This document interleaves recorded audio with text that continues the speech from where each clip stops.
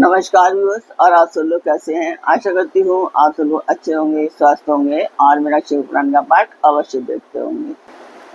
तो आइए सबसे पहले हम जान लेते हैं कि कल तक हमने कहाँ तक पढ़ा था।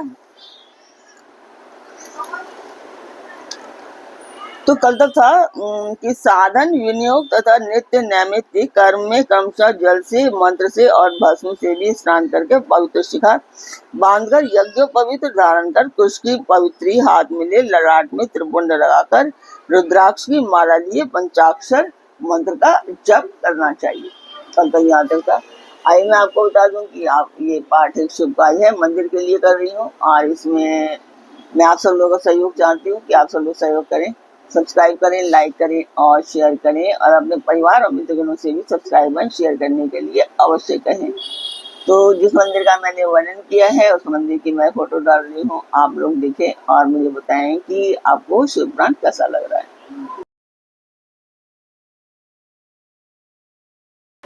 तो मंदिर की फोटो देखी आपने, आपको पाठ कैसा लग रहा है कमेंट बॉक्स में मुझे अवश्य बताएं। तो अब हम चलते हैं आज के पाठ पर।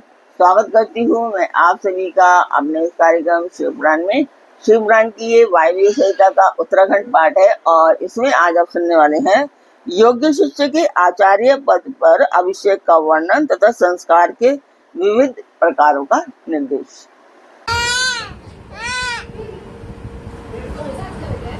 तो यहाँ पर उपमन्यु जी कह रहे हैं कि यदुनंदन जिसका इस प्रकार संस्कार किया गया हो, और इस प्रकार का मतलब है कि आप पिछले पाठ में जो संस्कार है उसकी विधि बताई गई है, तो वो जिस प्रकार किया गया हो उस तरह से, और जिसने पाशुपत व्रत का अनुष्ठान पूरा किया हो वह शिष्य यदि योग्य हो तो गुरु उसका आचार्य पद पर अभिषेक करे। योग्यता न होने पर ना करे। इस अभिषेक के लिए पूर्वत मंडल बनाकर परमेश्वर शिव की पूजा करें। फिर पूर्वत 5 कलशों की स्थापना करें। इनमें 4 तो चारों दिशाओं में हो और 5वां मध्य में हो। पूर्व वाले कलशवर निवृत्ति कला का, पश्चिम वाले कलशवर प्रतिष्ठा कला का, दक्षिण कलशवर विद्या कला का, उत्तर कलशवर शांति कला का और मध्यवर्ती कलशवर शांति अतीता कला का न्यास करके उसमें रक्षा आदि का विधान करके धेनु मुद्रा बांधकर कलशों को अभिमंत्रित करके पूर्वक पूर्णाहुति पर्यंत होम करें। फिर नंगे सिर शिष्य को मंडल में ले जाकर गुरु मंत्रों का तर्पण करें और पूर्णाहुति पर्यंत हवन एवं पूजन करके पूर्व देवेश्वर की आज्ञा ले शिष्य को अभिषेक के लिए नीचे आसन पर बिठाएं। पहले सकलीकरण की क्रिया करके पंचकला रूपी शिष्य के शरीर में मंत्र का न्यास करें। फिर उस शिष्य को बांधकर शिव को सौंप दें। तदंतर निवृत्ति कला आदि से युक्त कलशों को क्रमशः उठाकर शिष्य का शिव मंत्र से अभिषेक करें। अंत में मध्यवर्ती कलश के नल से अभिषेक करना चाहिए। इसके बाद शिव भाव को प्राप्त हुए आचार्य शिष्य के मस्तक पर शिव हस्त रखे और उसे शिवाचार्य की संज्ञा दे। तदंतर उसको वस्त्राभूषणों से अलंकृत करके शिव मंडल में महादेव जी की आराधना करके 108 आहुति तथा पूर्णाहुति दे।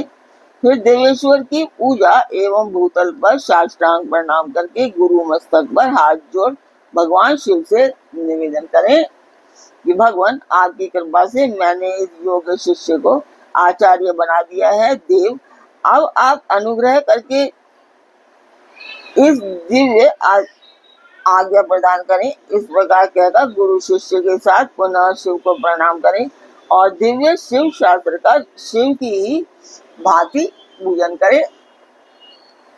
इसके बाद शिव की आज्ञा लेकर आचार्य अपने उस शिष्य को अपने दोनों हाथों से शिव संबंधी ज्ञान की पुस्तक दें। वह उस शिवागमन विद्या को मस्तक पर रखे, फिर उसे विद्यासन पर रखे और यथोचित रीति से प्रणाम कर उसकी पूजा करें। तदंतर गुरु से राजोचित चिन्ह प्रदान करें, क्योंकि आचार्य पदवी को प्राप्त हुआ पुरुष राज्य पाने के भी योग्य होता है। तत्पश्चात गुरु से पूर्वाचार्यों द्वारा आचारित शिव शास्त्रोक्त आचार का अनुशासन करे, जिससे सब लोगों में सम्मान होता है। आचार्य पदवी को प्राप्त हुआ पुरुष शिव शास्त्रोक्त लक्षणों के अनुसार यत्न पूर्वक शिष्यों की परीक्षा करके उनका संस्कार करने के अनंतर उन्हें शिव ज्ञान का उपदेश दे। इस प्रकार वह बिना किसी आयास के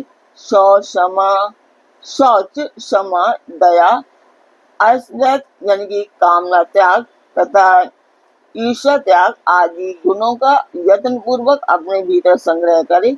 इस तरह उस शिष्य को आदेश देकर मंडल से शिव कलशों का तथा अग्नि आदि का विसर्जन करके वह सदस्यों का भी पूजन करें, अथवा अपने गणों सहित गुरु एक साथ ही सब संस्कार करे। जहाँ 2 या 3 संस्कारों का प्रयोग करना हो वहाँ के लिए विधि का उपदेश किया जाता है। वहाँ आदि में ही अधुशुद्धि प्रकरण में कहे अनुसार कलशों की स्थापना करें। अभिषेक के सिवा समयाचार दीक्षा के सब कर्म करके शिव का पूजन और अधुशोधन करें। अधुशोधन हो जाने पर फिर महादेव जी की पूजा करें। इसके बाद हवन और मंत्र तर्पण करके दीपन कर्म करें तथा महेश्वर की आज्ञा से शिष्य के हाथ में मंत्र समर्पण पूर्वक शेष सभी कार्य पूर्ण करें, अथवा संपूर्ण मंत्र संस्कार का क्रमशः अनुचिंतन करके गुरु अभिषेक पर्यंत अधुशुद्धि का कार्य संपन्न करे। वहाँ शांति अतीता कला आदि कलाओं के लिए जिस विधि का अनुष्ठान किया गया है वह सारा विधान 3 तत्वों की शुद्धि के लिए भी कर्तव्य है। शिव तत्व, विद्या तत्व और आत्म तत्व, ये 3 तत्व कहे गए हैं। शक्ति में पहले शिव का, फिर विद्या का और उसके बाद आत्मा का आविर्भाव हुआ है। शिव से शांति अतीता ध्वा व्याप्त है, उससे शांति कला ध्वा, उससे विद्या कलाध्वा, विद्या से परिशिष्ट प्रतिष्ठा कलाध्वा और उससे निर्वृत्ति कलाध्वा व्याप्त हैं। शिव शास्त्र के परांगत मनीषी पुरुष मंत्र मूलक शांभव संस्कार को दुर्लभ मानकर शाक्त संस्कार का प्रतिपादन करते हैं। श्री कृष्ण। इस प्रकार मैंने तुमसे संपूर्ण यह चतुर्वेद संस्कार कर्म का वर्णन किया। अब और वो कहते हैं कि अब आप क्या सुनना चाहते हो, तो जो सुनना चाहते हैं वो आगे कहेंगे। तो अब आज का पाठ मैं यही पर पूर्ण करती हूँ। कल फिर मिलेंगे, आगे फिर मिलेंगे। तब तक के लिए आगे दीजिए। ओम नमः शिवाय। जय माता।